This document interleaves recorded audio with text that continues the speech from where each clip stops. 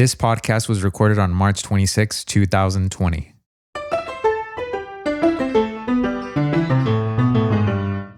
Cut.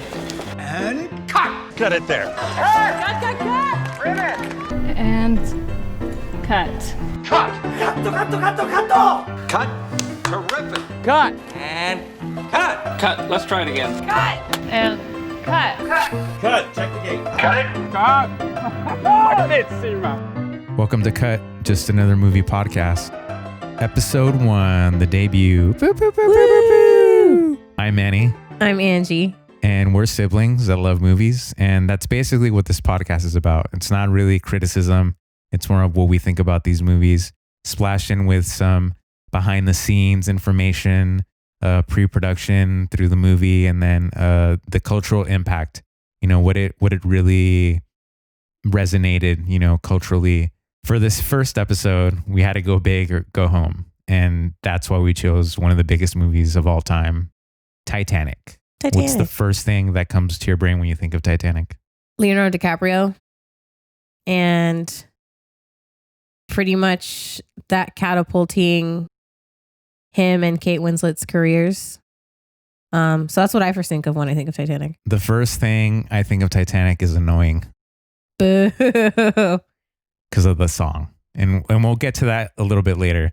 But one of the big questions that we want to try to answer is this the greatest disaster movie ever made? There have been many disaster movies in film history.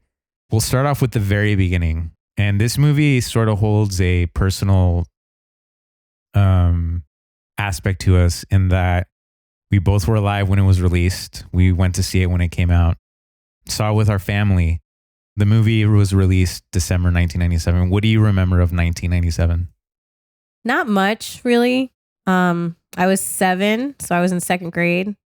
So I don't really remember much other than us going to see Titanic, that being like a family outing thing, because we didn't really go out as a family a lot. So I do remember that as being one of the times we all went out together as a family. And I remember being obsessed with the story of the Titanic, like pretty much right before the movie came out. So that was just kind of really good timing on my part. And so I had all these like books and like movies and stuff. And then when the movie came out, I just remember being really excited for the movie. So that's what I remember. My first memory, 1997, I was a sophomore in high school. So I feel like I have more memory than you in that respect. I remember our dad talking. There were 2 stories that I remember him mentioning when we were growing up. One of them was Titanic, because it was such a big sort of cultural, it was, if you can compare it to 9/11 and just on that big a scale that it was like worldwide, that, everyone knew about just that like story. one of the big disasters of history. And even people like in the middle of nowhere knew the story. I remember Dad mentioning Titanic and Charles Manson. That's really weird. Those I remember were the 2 big stories that. But that actually kind of helps me think about why I am the way I am today. I remember him mentioning just like I was this massive ship and that hit an iceberg and tons of people were lost. And when the movie came out, I didn't know who James Cameron was. I'd remember Terminator 2. I remember watching, but I'd never kept tabs of who made this or the significance of it. And so, but I do remember the hype being really big. And as a teenager, I had already heard of Leo. I think through Romeo and Juliet. Didn't know who Kate Winslet was.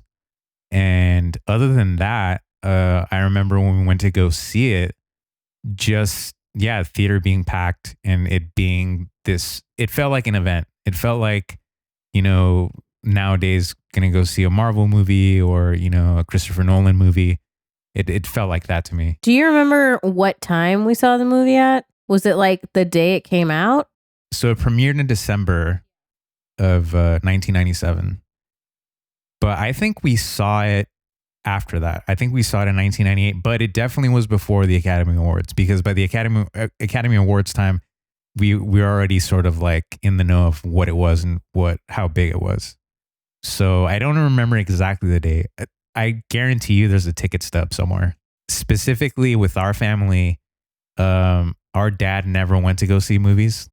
That is a weird thing that I remember. Like, we would always go with our mom, and the fact that he was like, I want to go see this, that I think upped my level of like, holy shit, this is going to be big. Yeah, I hadn't actually thought about that until you mentioned it just now, but I think that's the only movie I ever remember seeing with our dad. Yeah. I think. I have another one. But, I know the one that you're thinking of. That's for another episode. But personally, that was kind of the gauge of like when it was a big, something that you had to see. Actually, there's two more. Oh, I just remember Do you remember Passion of the Christ? No. No? Oh, God. Dad went to see that? Yeah, we all did. Oh, I did. That was a big. Was that the second time I saw it? Because I remember the first time I saw it with friends. Probably. Oh, I can't believe I saw that movie twice. Yeah, that was the one and only time that we saw it. But I think that movie was more that mom made Dad go see it. Having said that, let's start with the beginning of production, how Titanic even came to be. And so got to start off with James Cameron. You know, he was coming off Terminator 2, True Lies, like one of my favorite, if I had to say, like, love True Lies. James Cameron movies. I mean, I love Terminator, but True Lies, I don't know, it's just... True Lies just hits different. Yeah, it totally hits different. He was always fascinated with the sea and like shipwrecks, and as a kid, before he even wanted to be a movie director. And so that sort of, it was the collision of the two. You know, he's a director and he was always fascinated with Titanic. And so he came up with this plot of, how can I do both? And so what he did was went to Paramount. And by the way, this movie was produced by 2 studios, which is another sort of kind of a uncommon thing nowadays. Yeah, I didn't really know about that. I thought it was just Paramount. And it's funny because when it's distributed here, the very beginning logo is Paramount. But if you saw it overseas, you see 20th Century Fox. So that's where they kind of split the two. So it's produced by 2 studios, and how he sold them is he bought one of the big illustrated books of Titanic at the time. And there's a photo of just like of it floating on the ocean at night before the iceberg hit. And he basically slammed it on the table and said, Romeo and Juliet on a boat, and let's have it be 3 hours, because of course it's Titanic. It cannot be, your run of the mill hour and a half movie. In 1995, the whole beginning of the movie starts with the sunken ship and all those shots. And the majority of those are actually the real Titanic and James Cameron and his crew shooting that. I think they did over 20 dives to get some of the footage and planning it out, because he always envisioned the movie starting off that way. And this is before he had like a word of script written. So it's like really just like, hey, I'm going to take my buddies and do a deep dive and like have studios pay for it. And that was sort of the genesis of how Titanic came to be. And obviously he later wrote the script and began casting. And that's where the casting process really began. So for casting, we have, I'll go through pretty much the cast we do have, and then we'll go back and forth on some alternate casting that you may or may not know about. So we have Leonardo DiCaprio, who's playing Jack Dawson. Up until this point, he had done Romeo and Juliet. He had done What's Eating Gilbert Grape. So he was pretty well established. For Rose DeWitt Bukater, we have Kate Winslet. And then we have Billy Zane as Cal Hockley. Yeah. Kathy Bates as Molly Brown. Frances Fisher as Rose's mom, Ruth DeWitt. And then we have Bill Paxton as Brock Lovett. So I know we have some alternate casting tidbits to throw at you guys. But like Angie was saying, the star obviously was Leo, because he just come off Romeo and Juliet. Kate Winslet wasn't really Kate Winslet yet.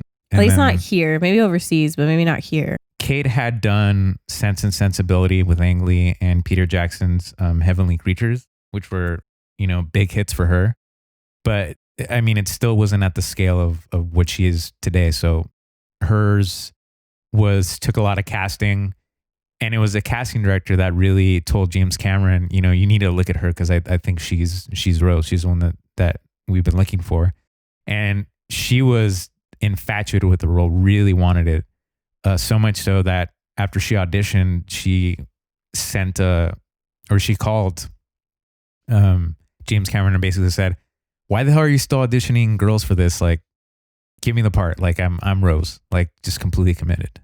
And then you had a story about how Yeah, so later later on, I think once she got it, or like she had some semblance of her getting it, but maybe not for sure. She mailed a rose to James Cameron and basically with a note saying, like, I'm ready. This is what I want to do.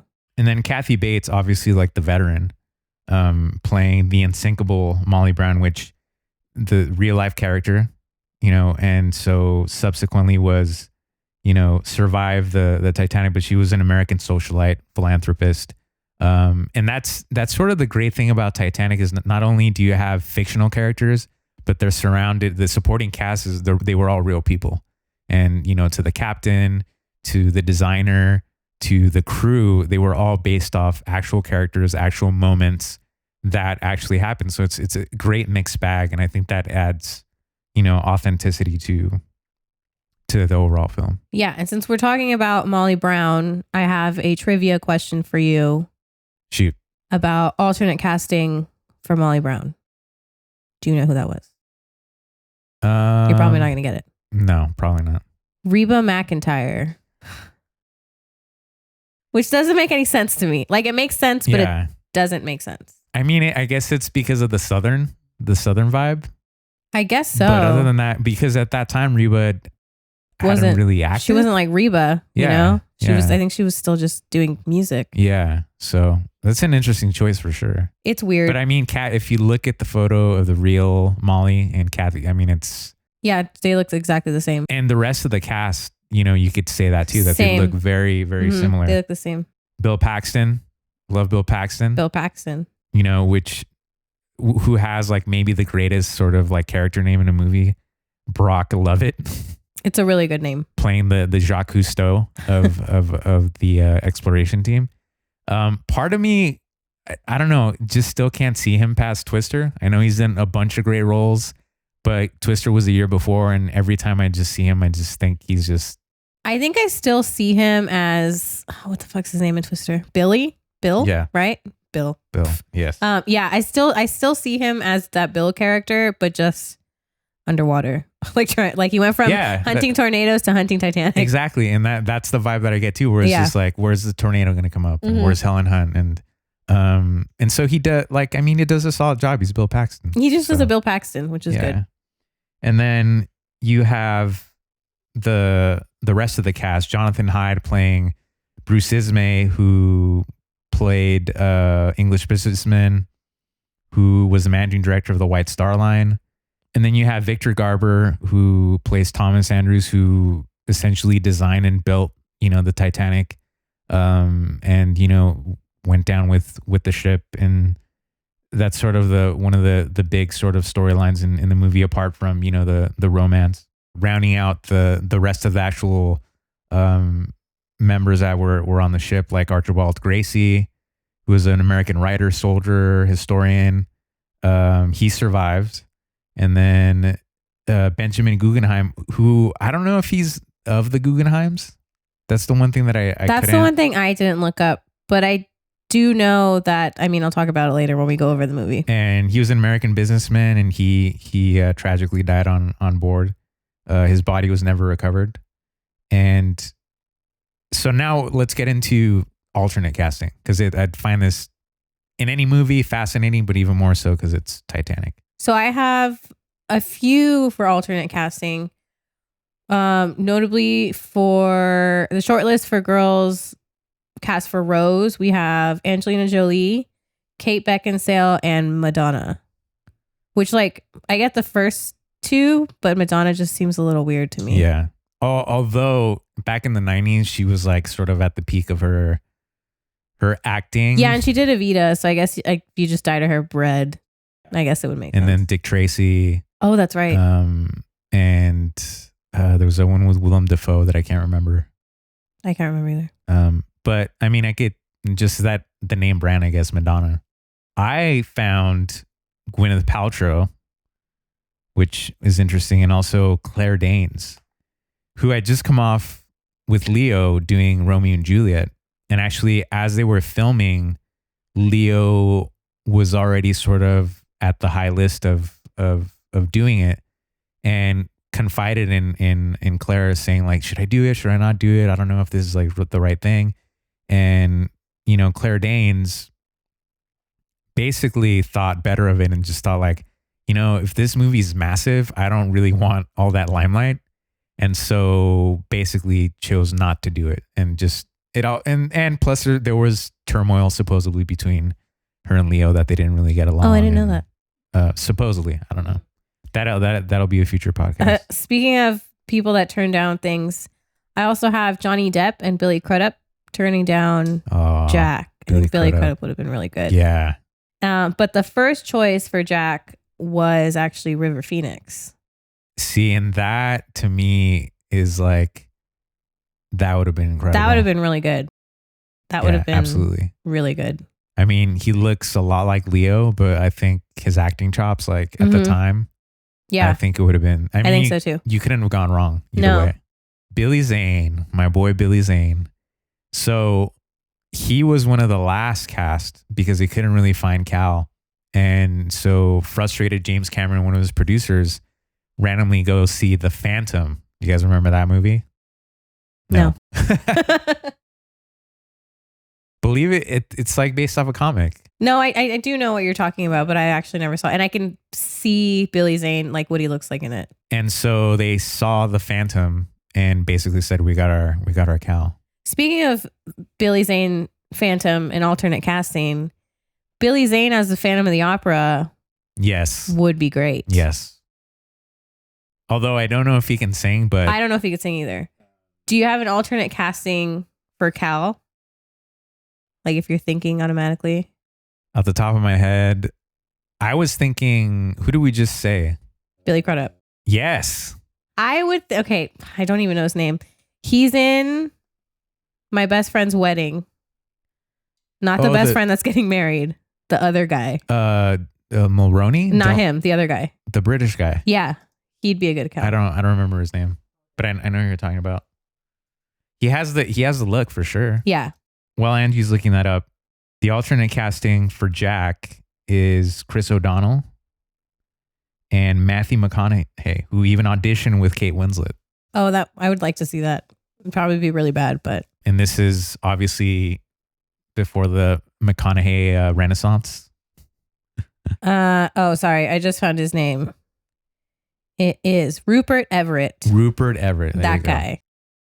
I'd pick that guy to be Cal. So having cast the film and you got your leads, James Cameron was still nervous about Leo as Jack.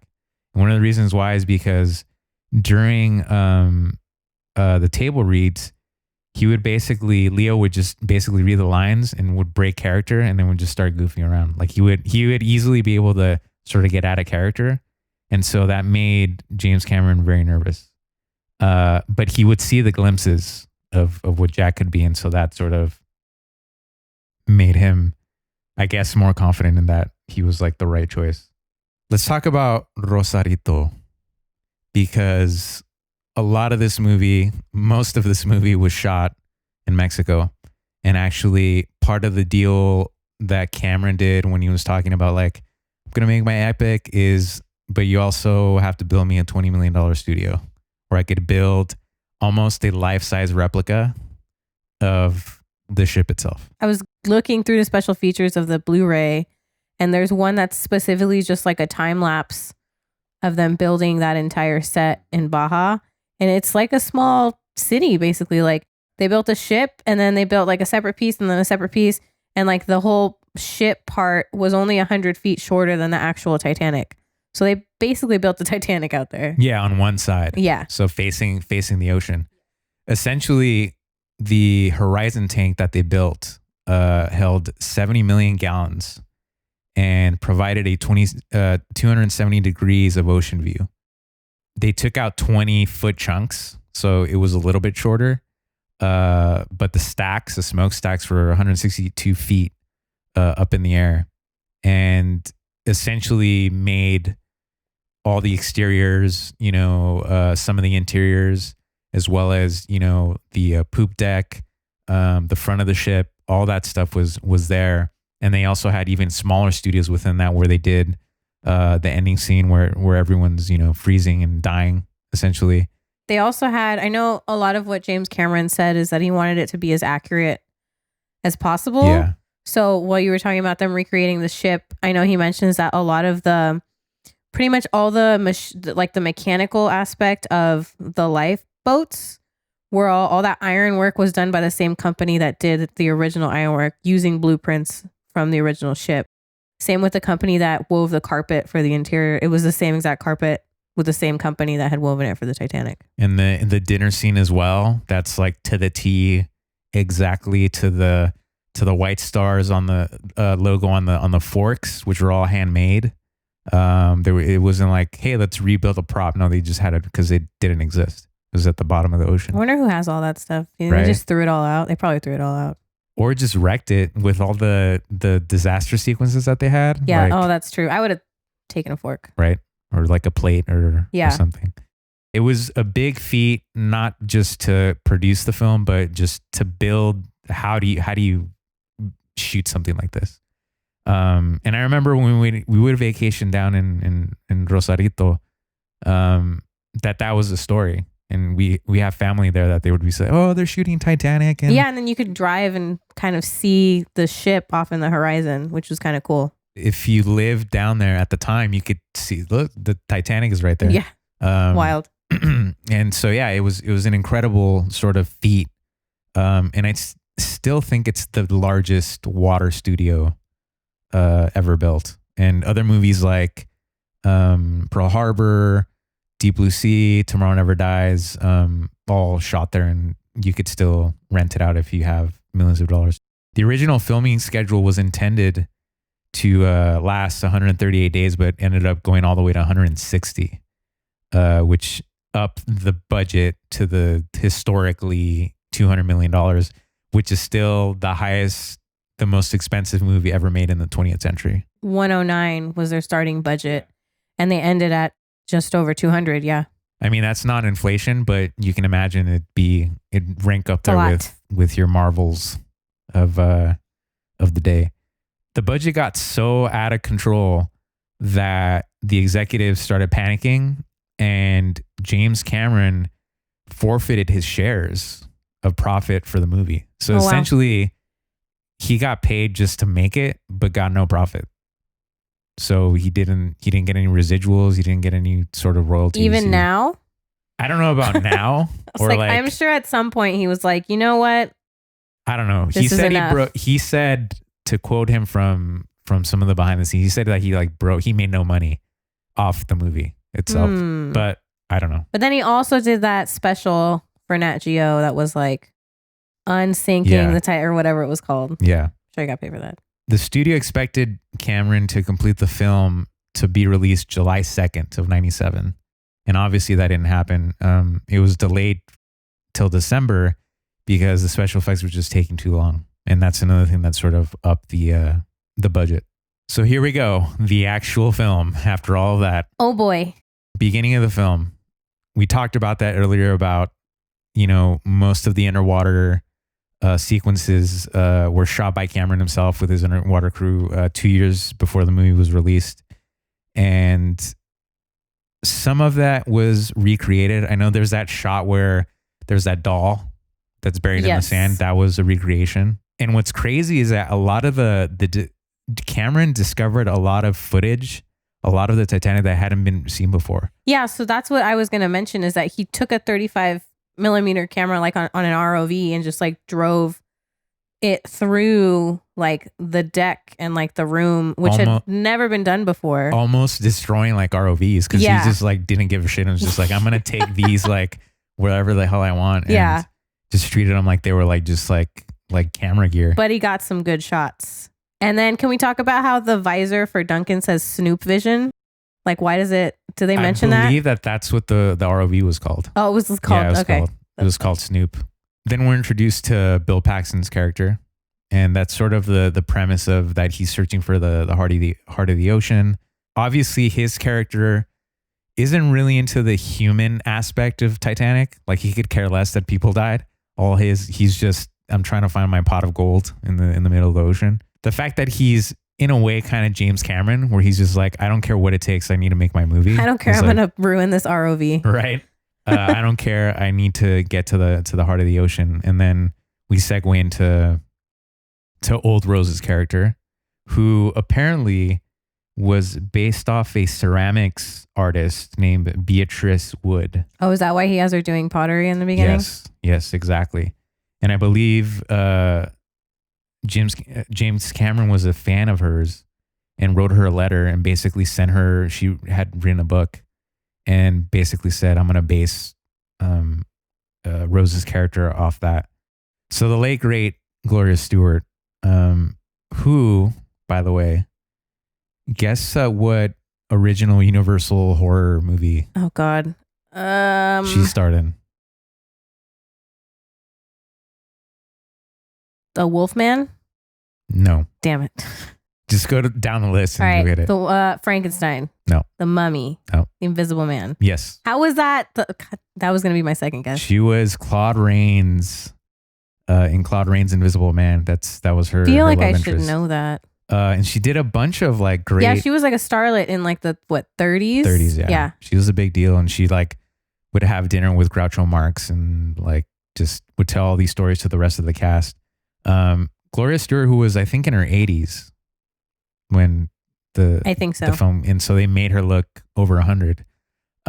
Did not want to ride that helicopter when they go to ship to meet Bill I would Paxton's barely character. want to ride that helicopter. Right? And I'm not 100 or 80. Cameron had to basically convince her like heavily to be like, it's the best helicopter on the planet. Like, we have the best pilots. Like, nothing's going to happen to it and you're going to be fine. And so finally she convinced and they were able to get on board. And the scene where she's talking to the crew, where she begins to tell her story of Titanic, there's a line where she says, wasn't I a dish? That was not the original line. She rewrote it and fought Cameron. The original line was, wasn't I a hot number? Yeah. And Gloria being just nailed it, says like Rose would never say that. Yeah, I don't think she would say that either. And so basically Cameron said, well, what would she say? And then she ad-libbed, wasn't I a dish? That's pretty funny. Throughout us talking about the movie, there's actually quite a number of instances where actors have rewritten things that James Cameron has originally written. Oh, yeah. And Cameron reluctantly said, okay, like whatever, we'll keep it in. And Gloria loved that line so much that she even told Cameron, like, can I get writer's credit? Oh my God. And Cameron's like, no. And then apparently that like teed her off. Also, can we talk about the sweater that Bill Paxton's wearing? Yes. When they open the safe? I think it's that one. Yeah. That scene. It looks exactly the same as Chris Evans' sweater in Knives Out. Pretty sure it's the same sweater, just a different color. I'm sure Ryan Johnson was like, that sweater. I'm going to borrow that. Yeah. So now we get to the pier.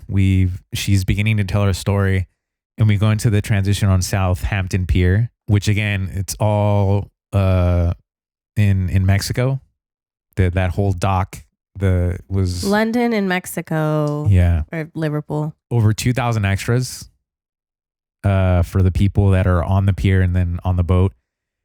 So the way that the set was designed, the original Titanic was docked facing, I don't know, the starboard side or whatever. We But should basically, have thought about this. If you're looking at the Titanic, it would be, if I'm driving the Titanic, it'd be to the left. If you're driving the Titanic. Okay. But when it was built in Mexico, it was the opposite side. So they basically, all those shots from them leaving the maiden voyage were all reversed. And so if you watch the behind the scenes, all the White Star lettering on their logos are backwards. Weird. And Kate Winslet did not understand what the hell was going on the day they shot that she thought it was like that they had like fucked up the printing. Oh God. Cameron's like, no, we're going to flip everything in post. What do you think of that reveal of her hat? That is, I'm going to start yelling. That is like one of my favorite shots in like cinema, probably. Cause it's so good. It's just like the scene, not only that, but the transition before that of when, Gloria Stewart says it was called a ship of dreams and it really was. And then it just like transitions and then you get the swelling of the score is from there, pretty much that whole beginning scene where you get introduced to Rose, to Cal, to her mom is just all like super good. Yeah. But that specific scene where it starts at the top of her hat and it just goes down and it goes under into her face is just like perfect. That scene was choreographed specifically to get that shot, which those are the moments in movies that really blow my mind, in that, you know, sometimes you get happy accidents where by some miracle the lighting hits just right, or like you see something the day, but to sort of choreograph it and to visualize it and think that's going to be fucking amazing and then have it be amazing. That's just great storytelling, and, you know, the greatness of James Cameron as a director. Now we get to Leo's introduction when he's essentially buying his way, or gambling his way. That's the better word, of, you know, buying him and Fabrizio onto the Titanic, and sort of establishes the fact that he's like a, you know, streetwise kid and basically has tons of is crafty when it comes to like stuff like that. And sort of also you see the separation of class beginning to see, where you have the luxury of the high class, you know, coming in on a carriage with their car and their 20 pounds of luggage. Yeah. And then you have, you know, the poor people getting checked for lice. It sets the tone for not just the movie, the characters, but essentially sort of the class war that's about to happen. Fast forwarding a little bit, probably one of the most iconic scenes in the film, I'm King of the World, been parodied multiple times. And it's a great moment because, again, it's showing the idea of, you know, how lucky they are to just even be on that damn ship, even though it's going to end horribly for them. But just the idea of what what the Titanic represented is like new opportunities coming to America and a new life for both of them. And so it's just sort of the like climax of that moment. And it's interesting how they were able to shoot it where they're not moving. They're essentially, the actual shot is just the front of the ship cut off, and that's it. And so the way that they did it is basically they put a camera on a crane, and through moving it on a dolly and moving the camera, you create the parallax effect of motion, especially in the background, without a ship actually, you know, moving at sea. That's smart. I didn't even think about that. James Cameron is kind of known for that, and he uses that a lot, especially towards once they hit the iceberg, when they're on the poop deck. A lot of that kind of counter motion with the camera and the actors isn't actually the boat moving, it's just the camera. Do you remember how much I would annoy you with that specific scene in Titanic? No. Okay. What did I don't remember. What would you do? So when Titanic came out on VHS, I watched it a lot. Like a lot. And I remember that was the scene that you specifically didn't like for some reason. And I remember one time I was watching it, and right as that scene happened, I like cranked the volume on the TV up super loud, and you're just like, oh my God. And you just like left the room. Really? Yeah. Like I specifically remember that. Wow. It just came to me. It sounds like something you would do. So from there we move on to, it's like a lunch scene, like they're having brunch or lunch or something. And it's Rose, Cal, her mom, Andrews, Mr. Ismay. I think that's it. But those are like the main characters. And they're kind of talking about, like Thomas Andrews is talking about the Titanic and like all the Irishmen that built it. And Mr. Ismay is kind of like, well, I wanted to focus on the size. And that's why we came up with the name of Titanic.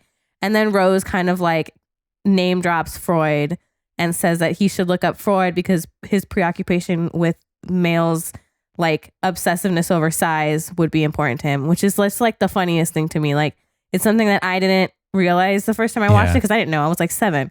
But like as I got older, that joke was just like even funnier to me. And I think that I really like that scene particularly because you get an insight into Rose's character and how she like doesn't want to be who people think she's supposed to be. Yeah. There's even the part where she starts smoking and her mom's like, you know, I don't like that. And she like blows smoke in her face. And then Cal orders her food for her. And then Molly Brown is like, are you going to cut her food up for her too? And so there's just like that. I really like that scene with Rose because you really get an insight into her character pretty early on, that she's not going to go along with what everyone thinks she should be. And especially in that era, the standards of women and what they were designed to do of like, oh, you're just going to marry and have kids. And especially her mother pressuring her to just marry rich. Like one of the big things that I like about Titanic is that I really think it's Rose's movie and kind of it's her character's growth. And I know we'll talk about different scenes. And so I'll try and bring it up as the scenes go, like if I can think of what I was going to say. But that's kind of one of the first scenes that is just like you see Rose, like her introduction is her going in with her rich family. And like she says a line that I don't particularly like, but she says that Titanic was like a ship that was taking people to a better life. And she says, to me, it was a slave ship taking me back to America in chains. And so that was where I was just like, okay, you're being a little dramatic, but like I understand where her position is as a character. But going back to that scene where they're having lunch, I thought that was a really good scene for Rose's character. And like you were saying, like it sort of establishes their core group of relationship and how abusive like Billy Zane is to her, his character, and their whole just sort of like she doesn't want to. And there's like this kind of like an undertone. I guess I'm probably dumb for not thinking about it sooner. But Cal kind of like backhandedly mentions this thing where like there's a part later where he says, "Oh, you didn't come to me last night." Like, is he trying to sleep with her? Is that like a big thing? Interesting you bring that up. There is a deleted scene a little further back where the paintings and where she walks in but it's very aggressive where Cal basically, I don't know exactly what the dialogue is, but it's implied that she hasn't had sex with anyone before. Oh, okay. And then Billy Zane walks in. He's like, "I'm your first," right? And he even like grabs her, and there's this look on her face of like, okay, that now it makes not. sense now, because I feel like they very like subtly talk about like mention it, but maybe Cameron didn't really want to like be so in your face about it. Yeah, that's what I think too. Okay.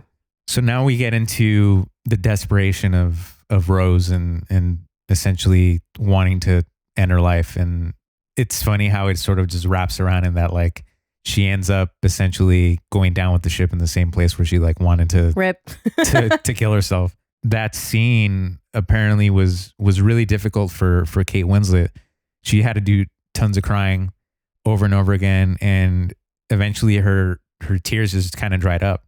And so what she had was they had to like spray her in the face to make her just to the ear ducts or the ear ducts, the tear eye ducts. the tear ducts. And so that's where they first meet for the first time, her and Leo.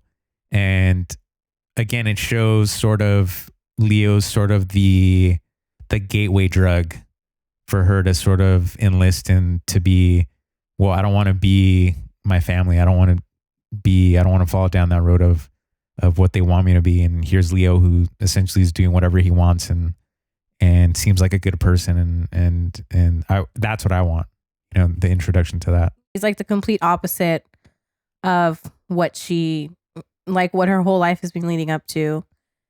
And she even kind of mentions it is that like she was living her whole life as though she had already lived it. And so she's obviously depressed. Like even earlier, Caleb's like, "I know you've been melancholy," which is like keyword for depression, like back in the day. So that's pretty much what Rose is going up. Like when she arrives on the Titanic, she's just like this depressed girl because she's still pretty young. And so I feel like seeing Jack at like a very vulnerable part of her life is just kind of like a breath of fresh air to her, and just like completely different than anything she's ever experienced. And then it leads to the next day when they're outside walking. And that scene originally, the way that it was written was completely different than what it ended up being. So the way James Cameron had wrote it, it was more clear cut than what it ended up being. And so it was more of just like, girl falls in love and boy falls in love. And like it was very kind of hokey and very kind of basic and very what you would expect from like a romance. What ended up happening was that it was more bittersweet. It was more harsh because, he talks about the line of like, "Are you in love?" Oh, and he's so like, you love him. How dare you ask me that question? That was not in the original screenplay at Okay. all. And so they actually kind of rewrote it and then try to tell James Cameron, hey, we think it'll play off better this way. A little bit more complex, not as so lovey-dovey. And he's like, nope, we're going to do it my way. And it took tons of convincing from Leo and Kate to while they were rehearsing it before they even shot it. And so finally came day to shoot it. And then James Cameron basically said, yeah, I wrote these brand new scenes. Here you go. And essentially wrote It's it the same thing. to what they He's like, had thought of. Don't talk to me. I just did it. I think it worked out way better. I like it. Yeah. And then it's leading up to the, like when they talk about the Santa Monica Pier, right? And like they're like spitting Which off did not exist in 1912. I looked that up too. And I was like, I think did the whole thing not exist or just not the roller coaster? I don't know. Like, I know at the end of the movie, there's that portrait shot. Yeah. And I saw that James Cameron mentions that she really was on a horse and it was really at the pier, but they had to like put the coaster in the back because it wasn't around. I don't know. And if you gonna get all philosophical, not really philosophical, just more like metaphorical. The butterfly clip is a huge signifier of her growth as a woman, I guess. Her transformation. And we'll kind of talk about like she's pretty much wearing it in her hair up to this point in it. And in the beginning, like when we see Gloria's old rose, it's all like kind of tattered, but up until this point, she's still like wearing it in her hair. And we know that it's like an important piece. The next scene is sort of the beginning of the end in my eyes, because this is the scene where Bruce Ismay and the captain have this conversation, which, by the way, was based off an actual conversation that happened that people overheard on the Titanic. The whole idea of, again, Bruce Ismay pushing the captain to push the boat, to push the ship, to get to New York faster. You could see the sort of, even in that era, about how publicity was like everything. Oh, yeah. It wasn't good enough to just like build the biggest boat known to man, but it had to be like, quote unquote unsinkable. Had to be the fastest thing on the planet. We need promotion. We need money. We need, all the things. I can't even imagine like after, the second guessing that went on, with everyone, that was like the kind of the seed that had planted from then on. Yeah, and that was what really made me hate Ismay to begin with, is that he was just like, I want them to marvel at more speed. Right. And then, of course, EJ, the captain, was going to retire right after this. So he's like, don't you want to retire with a bang and be like super cool? Like, first of all, once you hear that someone's going to retire after something bad is about to happen. Yep. Like it always happens where they're like, oh, they were just like 2 days away from retirement and they died. It's like an athlete that's like, oh, I have one more year in me. And then like they start the season and they pull their hamstring. He just like and then destroys his leg. Yep. Yeah. Yep. Now we get to one of my fun scene is the spitting scene. And I have a hard trouble sometimes listening to dialogue or understanding what people are saying. And so for the life of me, I have no idea like what he said. To me, it sounded like Arconnect, but he says arc your neck when he's like telling her how to spit. I think he says like hold it back, arc your neck, and then spit. Because I mean, when you think about how to spit, that's like this scene. I have a love-hate relationship with it because I think spitting is disgusting. Like it's so gross to me to spit. I think it's especially when he turns around and there's like a little thinking about it is like making me gag. Pop quiz. What was that? What do they use? I remember seeing the behind the scenes where they're whisking it in like a bowl. That's a giveaway. But I can't remember what you said. It's egg white. Oh, it's just egg white? It's egg white. Oh, well, it looks a lot slimier than egg white. Maybe it's like egg white with something else. They're actually spitting into the parking lot. And they don't say exactly, but someone made a caricature of somebody to aim at to spit. Oh, I wonder who it was. I wonder who it could be. And so they were always trying to spit at the caricature's face. We get to the dinner scene and James Cameron had trouble getting the tuxedo onto Leo because he thought, do they have costume shops on the Titanic? I mean, now in cruise ships they do. But how would he get He was trying to figure out how Leo would get into a tux. story. And actually, it was Kathy Bates who said, well, you know, I have a son. All these people coming up with better ideas than James Cameron right? in the movie. Right? All these just like artistic ideas where you're like, that was a really good scene in the movie. And then you find out that it wasn't even. All these like small little. Sorry, James Cameron, but. Right? You know. Nuances that you would think would come from the captain. But so anyway, Kathy Bates brought that, and that's how they were able to figure that. The infamous staircase was actually made of oak, just like the real thing. So to a T. And I think they added a couple of it because they talk about how people were smaller then. And so the original staircase was extremely narrow. And so they actually widened it by like, I think like a foot to just make it a little bit bigger. Because we're all fatter now. But they actually widened it a little bit to make it more for 100 years later. So we get to Jack walking in, making his grand entrance, and then he kind of like gets to the bottom of the grand staircase, and then in comes Rose and Cal and Rose's mom, and Leo grabs Rose's hand and like kisses the top of it, and he says, I saw it in a Nickelodeon once and I always wanted to try it. Which when I saw the movie, I was like, oh, Nickelodeon, like, the kids programming. And no, it was just like a nickel movie, right? That's what it was. Yeah. So I thought that was kind of like a cool little tidbit that they put in there because I had no idea what it was. I had to like look it up. That establishing shot, like and I'm forgetting something. That's when we first hear the orchestra or the string quartet, and they're playing the Blue Danube, and it's a total homage to 2001: A Space Odyssey because even the camera work. They shoot the glass dome, fixture. The glass dome.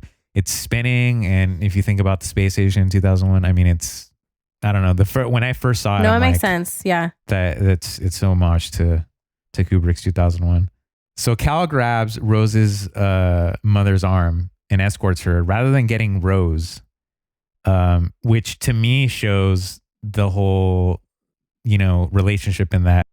Rose's mom wants him right. to marry. And I always think about that too, where I'm like, if I had been saved by some random handsome guy and like we were going out to dinner that night with my boyfriend and my mom, like I wouldn't expect me to be like arm in arm with like this handsome stranger, like over like my boyfriend or fiance or whatever, So like even seeing that as a kid, I was like, well, why is Cal like with her mom and like she's with like I get why she's with Jack, obviously foreshadowing, but also wasn't that like the sign of the times? Wasn't that so. like a more an etiquette thing Could as be. well? Yeah.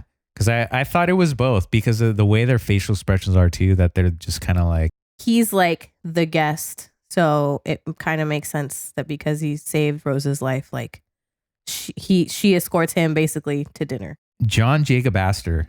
We get introduced to this character. I don't think they even call him by name, but he essentially was a real character on Titanic, was with his young pregnant wife, and was the wealthiest person to die on the Titanic.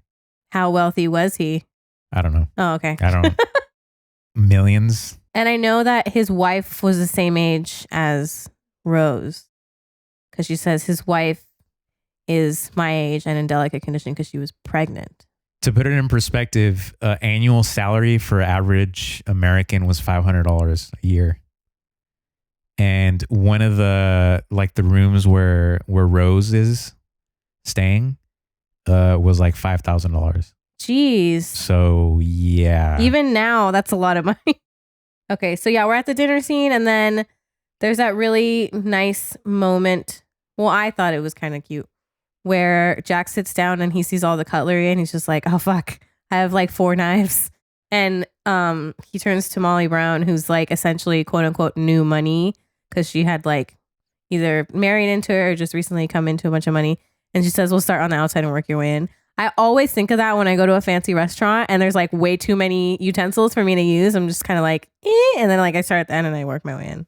So I guess that's pretty good advice. Well, it was just like also like with like the fork, the salad fork and the regular fork, and people were like, well, if you go to a fancy restaurant, it's supposed to be chilled, and that's how you know. Oh, that's the difference? I thought the prongs were like the difference.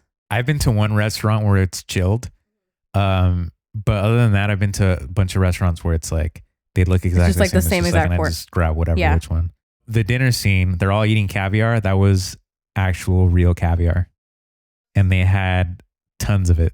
And the actor who played Bruce Ismay loved it. And he's like, I just could not get enough of it. I didn't want that scene to end. I've actually never had caviar, so never I had it don't. either. I would imagine it would be like kind of salty. And from what I've been kind of researching what they might have had for dinner other than caviar, it's like champagne, obviously. They had pudding, lots of like gelatin things, like basically stuff that would keep on a ship is what they would be having. Maybe some sort of like fish or something. And like we said earlier, that dining room scene was recreated to a T. So much so that the historians that were in charge of dealing that, like, just almost burst into tears the first time that they like.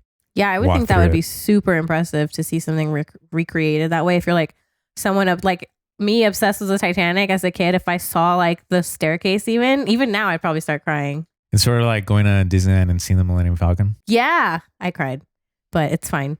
Going back to the dinner, I know we were talking about them serving a lot of caviar. I actually found menus from the first, second, and third classes. So what they had.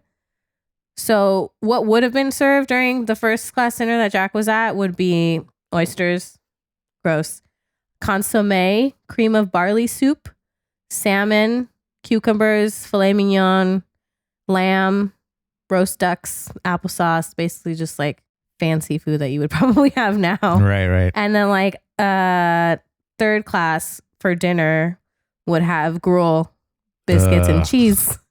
And that's it. So terrible. That's it. So terrible. Yeah. Second class would probably have like cheeseburgers. No, they had tapioca, baked fish. So it wasn't that much worse than first class. But third class was just like gruel. So Leo has this big moment where he makes like this big speech that's very amazing.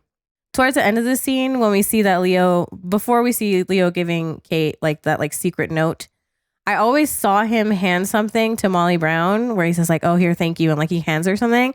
And I never knew what it was, but it's a pen. It's like the pen that he used to write the note. Oh, really? Yeah. He just like gets up and then he like hands her something and she puts it in her little like clutch and it's a pen. Oh, yeah. I don't think I ever even noticed that. Yeah. I always noticed it, but I never knew what it was. We get to the polka, as James Cameron calls it, because we don't want to get sued. This is, again, another demonstration of like the classes and how, because you have that back and forth shot of like, oh, the gentleman, or no, they even have that scene where it's like, so now the women and men need to do their own thing, and like the men are gonna go drink and smoke cigars, and then the women. In the middle of that party scene, like you were saying earlier, they have that like cut where it's just like the men and they're all just like drinking brandy and talking about the Senate and like smoking cigars and they're all boring, and then you go back to everyone in third class just like getting drunk and dancing. Yeah, exactly. So, and which, by the way, not real beer that they're drinking. What do you think they were drinking? I don't know. Iced tea. It was actually root beer. And the hilarious part is that, so in Ireland, root beer doesn't exist because they have actual beer. Oh they my don't gosh. need root beer. And so the actor, the Irish actor who was in that scene, basically said that they drink so much root beer, he wasn't used to it. He'd never drank it before. Gosh. Drank so much of it that he was high as a kite and couldn't get any sleep like the next night because he just like shot it all night. And here's the other thing too that we probably should have mentioned earlier. Most of the, like 90% of the film was all shot at night. Yeah, there's a lot of night shoots, right? So all the actors were like, when they wrapped, I think in April of the next year, were like, what is this sun that you speak of? And their clocks were all like their sleep schedule was all fucked up. Ass backwards, yeah. When I was listening to James Cameron's commentary on it, he was saying that a lot of the fun that you see throughout the scene was real because a lot of the cast and a lot of the crew were just having a really fun time shooting that entire scene. And the band that they hired was actually a real Gaelic band that did like real tunes from that era. And they actually stayed after they finished the shoot for that day or however many days it took. The band stayed afterward and everyone else just kind of partied for like another hour after shooting was done. When we talk about Cora, so the little girl that Jack is dancing with in, like, I think at the beginning of the scene, he's dancing with the little girl, and then he goes to dance with Rose, and he talks to Cora and says, "You're still my best girl." Did you watch the Cora deleted scene? Is that the one where they're like on I forget what level they are on the boat, and then Kate comes in and everyone's like, "Oh, look, someone from first class is like down here with us." No, it's actually a death scene. So originally Cora and her whole family die. Really? Yeah, and it was test screened and the audience was just like, "No, this is awful. I don't want to watch it." So they cut it out. But it's basically her family like trying to come up from third class or whatever, and they get caught behind like one of those doors as like the water's rushing up, and they just like drown. Not to Super depress depressing. everyone, but that's what happened. And then I actually came upon, while we were doing research, I came upon an article of the actress that plays Cora. It was by Vice, and Ashley Spencer was the one that wrote the article for Vice. So the actress's name is Alex Owens Sarno, and it was basically about what her life has been like since Titanic. She basically hasn't really acted in much. She's living in LA and she's working as a bartender, and she like writes screenplays, and that's kind of all she does. And originally her little sister was supposed to play the girl that Billy Zane picks up while he's trying to where he like picks up the little crying girl and he's like, "I have a child." That was supposed to be Cora's little sister. But I guess when they were auditioning in real life, the little sister just like would not stop crying and could not stop crying. So they were like, "Let's just cast somebody else." Wow. There was dancing in that scene. Both Leo and Kate had to be trained. Kate was super gung-ho about it the whole time and actually picked up a lot of the choreography super quick. It was Leo who struggled and claimed that he was tired in 10-minute increments, because essentially the choreographer 10 minutes, Leo. throughout filming would be like, "All right, here's 10 minutes. Let's do this." And then he'd be like, "Oh, I'm tired." And then, "Okay, let's do another 10 minutes." And then he'd get tired again. And Like so the it's like- dancing's not even that hard in that No. scene. It's just like, and he looks fine. at least like their dancing isn't really that difficult. Leo had a lizard that he kept in his trailer. What? Another thing that he would do to get out of the dancing is that he knew the choreographer didn't like the lizard.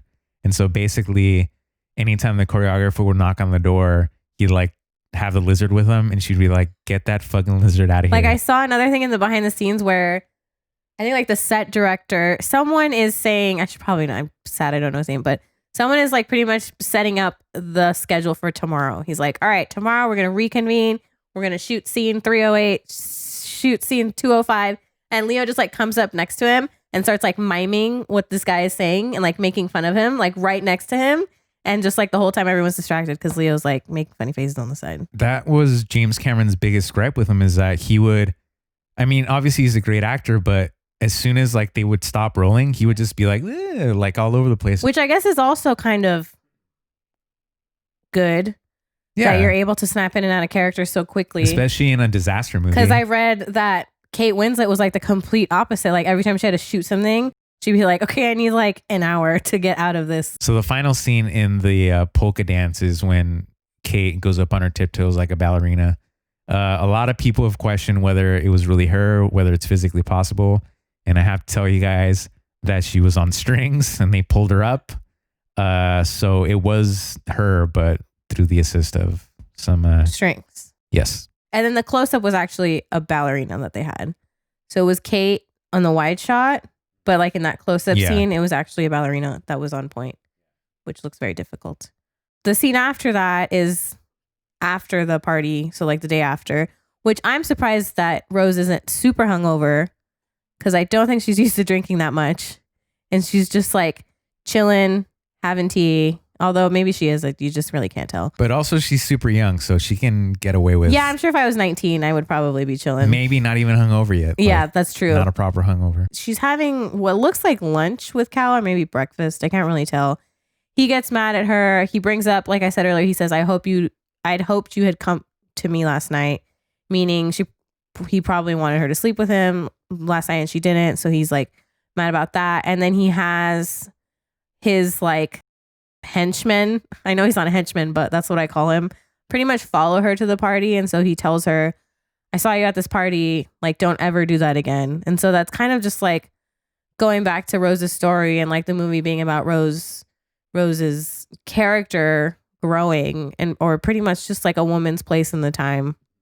This is like a really good scene to kind of illustrate that, because Cal just kind of like says, he like gets mad at her when she says, I don't want you to yell at me like this, I'm your fiance. And then he says, my fiance, so you will honor me the way a fiance should honor her husband or whatever. And then he just like goes apeshit and throws the table, which is depressing. The sort of the expectation at the time. Yeah, and I'm sure that should happen all the time too. Yep. I mean, probably still happens today. Yeah. So then afterward, we have this scene between Rose and her mom, which we don't really have. I think this might be the only scene between Rose and her mom where it's just them two. Yeah. And it's a really good scene because I know I've been talking about this as like a woman's journey. And this is a really good scene to illustrate that too. She's lacing up her corset, which is an accurate corset for the year. All the actresses had corsets. Yeah. And this is like, it goes from boob to like mid thigh even. It doesn't just like go to your waist like the ones now do. So she's lacing her up and is saying, she's talking about how she can't see Jack anymore because Jack is just like a poor person essentially. And says that he doesn't want her to behave, or that she doesn't want her to behave the way she's been behaving anymore. She forbids it. And she talks about how that's why she's a good match with Cal, with Hockley. And this is where you get an insight to why they're even getting married in the first place, is because their family's poor. Like, I guess Rose's dad passed away and left them with a bunch of debt. So they have like no money. Yeah. Pretty much just like their last name, Bucator, is all they have in terms of society. Like, other than that, they have no money. They're going back to America super poor unless she marries Cal, which is a really good, I think it's a really good scene because you kind of see that tug between Rose and her mom, and you can see like why her mom's acting that way, but also why Rose feels that she doesn't want to do it. And then at the end, she says that really great line where Rose says it's unfair, and she says, of course it's unfair. We're women, our choices are never easy. So that's like a really good line that goes with the theme of Rose's character kind of growing out of this like stereotypical journey of what a woman should be. In a way, it sort of makes Rose's mom not be the bad guy because exactly. She's just looking out for her because, again, being a woman, you couldn't even vote then. You were super limited. And it's like, what else was she going to do? What other choice does she have? Does she have is like either be poor or try to marry into someone rich. So it makes her seem not as villainous as like it looks on the surface. But then if you think about the future, if Rose had married Cal, he goes bankrupt in the stock market stock market crash and ends up killing himself. Yeah. So it would have been bad either way. Right. She's better off. So originally that scene was supposed to be backwards, where Kate is doing her mother's corset. Yeah. And in a classic theme that we've been talking about this podcast of great actors having great ideas, they go up to James Cameron like, you know what? This should be backwards. Right. And then the one time Cameron says, you're right. It should be backwards. And so that's I can't imagine it being the other way around. Like, it would make, especially because of how aggressive Frances is in that scene. I feel like it makes more sense that she's like pulling the laces on Rose's corset as she's like not yelling, but like being so aggressive about these things. Now we get to Rose explaining there aren't enough lifeboats, which one of the great things that I love about Titanic is that you have these like micro moments and the inevitability of like this whole thing could have been prevented if just one thing went the other direction. And in a way, it's sort of what we're going through now with the coronavirus, and that we had all these warnings, and the same thing with Pearl Harbor, and the same thing with, September 11th. And for whatever stupid reason, we choose to ignore it or just not think of it in the time. And, to say that, okay, we don't have enough lifeboats, we could have, but for a stylistic choice to create, it looked too cluttered. Yeah. Again, another sort of sign of things to come. I think it's like they could have fit a whole other row of lifeboats. Oh yeah. Yeah. Like, that's what he says. They didn't even have enough for half the people that were on the boat. Obviously Titanic for its time had some of the most groundbreaking special effects in films. But I do have to point out one of the worst scenes, and it's the scene where it's Rose and her mother, and they're having lunch, and it leads into the etiquette of the little girl. But it's like a push and shot on Kate Winslet, And what makes it so bad is that they couldn't afford to create the background. So they did a model and they added just a green screen. So everything in front of Kate is real and then everything in the background is fake. But it looks god awful. I'll have to go back and look at it because I didn't even It looks notice. really bad, especially on Blu-ray. Maybe on regular DVD it didn't look that bad, Yeah. but like on Blu-ray you really see all the flaws of it. It's just like, it's really bad. But to that scene, you really sort of see the extension of the inevitability of like, well, if I'm going to go marry rich, this is where my life's going to be. You could see it in her face. And then the shot of the little girl and putting the napkin. And I just hate the way that little girl puts Yeah. her hands on top of the napkin. That's like always bothered me. it's so accentuated. I hate and it. like, It's the worst. It's so I hate bad. it so much. Yeah. Once Rose sees like this little girl, which is like a reflection of her as a little girl and kind of like what her life has been up until this point, she realizes she really doesn't want to do it anymore. And so she decides to leave the lunch she's at and to go find Jack. And so he's at the front of the ship, and he's just kind of chilling, hanging out like you do.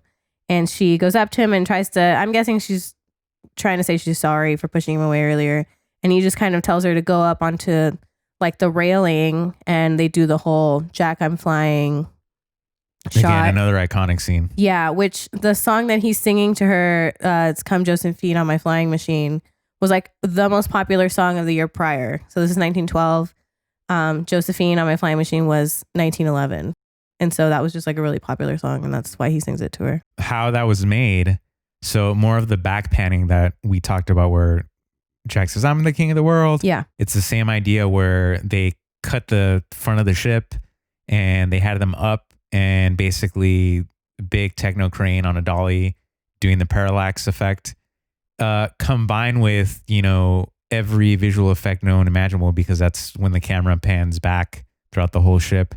And if you look closely, the other thing too was that, so they shot that at sunset in Mexico. And so you can actually, there are moments where you could tell the background is actually the sunset, but they had to recreate it digitally, and they try to match the sunset for the original time that they shot it, but they can never get the sunset exactly the same.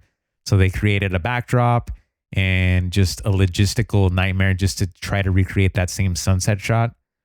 If you look really closely at their faces, you could tell that there's It's like lit differently. Not lit differently, but you could tell there's a digital effect because their faces like strobe in and out a little bit. Subsequent of that scene and that shot, tons of cruise lines charge extra fees for you to be able to do that. There's an entire episode of, it's either Bob's Burgers or Rick and Morty. I'm pretty sure it's Rick and Morty instead, where the dad is like obsessed with going on this cruise line that's specifically for people that love Titanic. And his wife is just like, I don't want to fucking do that. That sounds like the worst thing ever. So they go, and he like finds this other woman who's also obsessed with Titanic. And they like go around the ship and like recreate all of the scenes. And they like go to the front and do the whole Jack and Rose scene. And because that's legit something that people like, they actually did that. I'm sure like at the Queen Mary and like any boat imaginable, like how many people did that stuff. So they had to do that multiple times in multiple different formats. And Leo and Kay got so sick of it that like anytime they would do that scene, they would have to amp themselves up just to sort of get into like, I'm doing this for the first time, that kind of reaction shot. So on the surface may have looked easy, but it wasn't at all. Here we go. My favorite story of this entire movie is the PCP incident. Oh, God. Many people may know this story. Others may not. I think I found about it because of you. Yeah. There's a Vanity Fair article where a lot of it is detailed. The scene after the bow scene, we cut back to present day, where we're with the crew trying to find the part of the ocean and Old Rose. And so in reality, the night that they shot that scene, it was like 1:30 in the morning. And James Cameron says, for the first time on the shoot, says, let's break for lunch, which he never did. Never broke early for lunch. And so it was like 1:30 in the morning, and it was actually the last day that they shot in Halifax. They had 8 hours to go, and they broke for lunch. After they have lunch, the crew starts seeing colors and shapes. Finally, it hits James Cameron, and he's like, I don't know what the hell's going on. And so he runs off set, and one of the ADs basically says like, okay, who's saying things and who isn't? Oh my people God. are saying things, go on this side of the room, and Oh people my are God. not, go to the other side. People start freaking out. And so Caleb Deschanel, who was DP on the Halifax stuff, didn't know whether he was on the good crew or the bad crew, didn't know if he was hallucinating or not. That'd be me. They end up going to like a small hospital. They bombard the small hospital with the crew of Titanic, and they basically start doing conga lines, and the doctors are trying to get Oh them my to God. like isolate and go to their rooms, and like they don't want to do it, and it just turned into this whole shit show. And to this day, no one really knows who did spiked it? them with the PCP. You know what they were eating? No, Clam chowder, which sounds delicious, but like spiked with PCP. Who would do that? I don't know. Who do you think? It would I don't be? know, because none of like Kate and Leo weren't there, unless it was Leo and he just left. To me, because it wasn't an international crew, they Yeah. had like a bunch of people. I think it was someone just trying to fuck with them. I think so, It too. was like maybe like an extra Yeah. or some crew member that was like pissed off because they're working for like, 40-hour plus work weeks, and just like, I'm just gonna fuck with them. That makes sense. That's the PCP story. The drawing was Leo's first day of shooting. Oh, interesting. To create an icebreaker, obviously knowing that Kate was going to have to be naked. And rather than waiting for it to happen on set, Leo and Kate shared the same makeup artist. And so Leo was looking for a touch up or something. And so he couldn't find his makeup artist. And the makeup artist was actually with Kate, making up her body because it was going to be shot. She hears, Leo kind of searching around, and basically gets to the point where she's like, if Leo knocks on my door, just open it. And so Leo knocks on the door, opens it, and there she was in her birthday suit. And which I think like obviously helped the scene. And so I think that so way, too. those scenes are never easy for anybody. So since we're talking about the drawing scene, which is probably one of the most memorable scenes in the movie. Think about when we saw it in the theater. What do you remember? I remember not feeling as awkward as probably I would if I was a boy, maybe. And then I know Dad was sitting right next to me, and I remember he kind of just turned towards me and was like, "Ha, she's naked. You could see her butt," and like that was it. Which I thought was really funny. So it wasn't really like an awkward, like it was awkward, but like it was more funny than anything. So the movie was rated PG-13, and up to that point, I don't think I had seen a movie that was PG-13 that had nudity in it. And so, and also keep in mind, this is before Twitter. This is before social media where now a movie premieres and spoilers are abound, and like you can easily tell what's going to happen. No one saw this coming. And so I remember, the moment where it finally happens, you think they're going to cut around it. Like she takes the robe off, and that they're not going to do it. Yeah. They're not going to show it. They're going to like shoot around it. And then when you finally see it, I remember not an audible gasp, but like people like shuffling in their seats. And Mom was sitting next to me, and I do remember her like trying to like cover my eyes, but it was a like, whoa. Which you were like, what, 15 at the time? Yeah. 16? From my point of view, was Right. fine. You're just like, okay. Obviously for like, moms taking their kids, like not expecting to see that. Like it was just like, whoa. I think you were saying that because we were talking about while we were watching the movie that like there aren't really PG-13 movies with like boobs in them. Like maybe like a butt, but like which not. another moment like that reminded me? No. Dr. Jekyll and Miss Hyde. If you saw that movie, Never seen that 5,000 movie. points to you. I've Dr. never Jekyll seen that movie. with Sean Young. Oh, okay. But they were like CG boobs. There's a moment where, and again, went with Mom, and like, I think it was some younger kid. I don't know who it was. Oh, God. And this was around the same time, like mid 90s. And she like rips her shirt, and like they like pop out, but they're like CG. And it was another one of those moments where she That's like tried to like, so funny. again, did not expect it. Yeah. Like, But I guess I know we were talking about how like the reason they probably got away with it is because they were presenting nudity as an artistic versus like they're going to have sex or whatever, you know? And what I did find out a lot was that the music for the sketching scene, you know, there's like that weird like piano instrumental that wasn't even supposed to be for that scene. Like James Horner hadn't written the music for it yet. He had just sent James Cameron a file that said sketch on it. That was like the title of it. And so James Cameron thought that that was the music for the sketching scene. And he opened it and kind of put it to the scene. And James Horner was like, that wasn't even the music for that scene, but they ended up just using it because it was good. and I believe that's actually James Horner on the piano.